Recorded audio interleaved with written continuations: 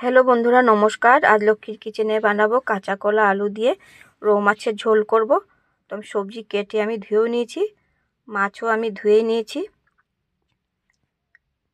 এদিকে মশলার জন্য আমি রেডি করে নিয়েছি, যা যা লাগবে সব উপকরণ নিয়ে নিয়েছি। মাছের মধ্যে নুন দিয়ে দেব, হলুদ লঙ্কার গুঁড়াও দিয়ে দিয়েছি। মাছটাকে ভালো করে আমি মেখে নেব। তো মাখানো হয়ে গেছে, কড়াই গরম হয়ে গেছে, সর্ষের তেল দিয়ে দিচ্ছি। তেল গরম হয়ে গেছে, সামান্য একটু নুন দিয়ে দিয়েছি। মাছ যখন দেব ভাজলে পরে মাছগুলি সুন্দরভাবে উল্টে উল্টে যায়, তার জন্য আমি একটু নুন দিই। তো মাছগুলি আমি দিয়ে দিয়েছি, ভালো করে আমি লাল লাল করে ভেজে নেব। একটু উল্টা পাল্টে দেব।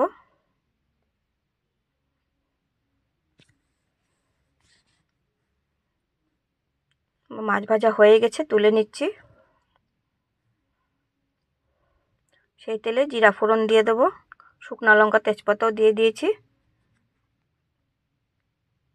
কেটে রাখা আলু কাঁচা কলাও দিয়ে দেব, ভেজে নেব ভালো করে। একটু ভাজা ভাজা হয়ে যাবে, তো মশলা দিয়ে দেবো জিরা ধনা লঙ্কার গুঁড়া হলুদ গুঁড়া দিয়ে দেবো, বাটা মশলা আদা রসুন পেঁয়াজ লঙ্কার গুঁড়া দিয়ে দিয়েছি।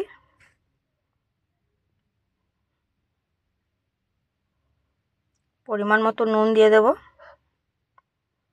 ভালো করে ভেজে নেব। তো মশলা কষানো হয়ে গেছে, দিয়ে দেব টমেটোর কুচি, আবারও একটু কষিয়ে দেব। ঢাকা দিয়ে দেব সিদ্ধ হওয়ার জন্য। ঢাকা উঠিয়ে দেব। কেমন হয়েছে, পেঁয়াজ কুচি দিয়ে দেব। সবজিটা প্রায় ভাজা ভাজা হয়েই গেছে, আর একটু নেড়ে নেব।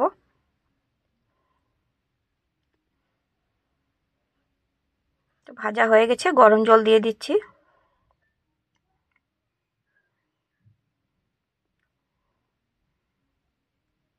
একটু ঢেকে দেব। ঝোল ফুটে গেছে, আলু সিদ্ধ হয়ে গেছে, দিয়ে দেব। ভেজে রাখা মাছ দিয়ে দিচ্ছি ঝোলের মধ্যে।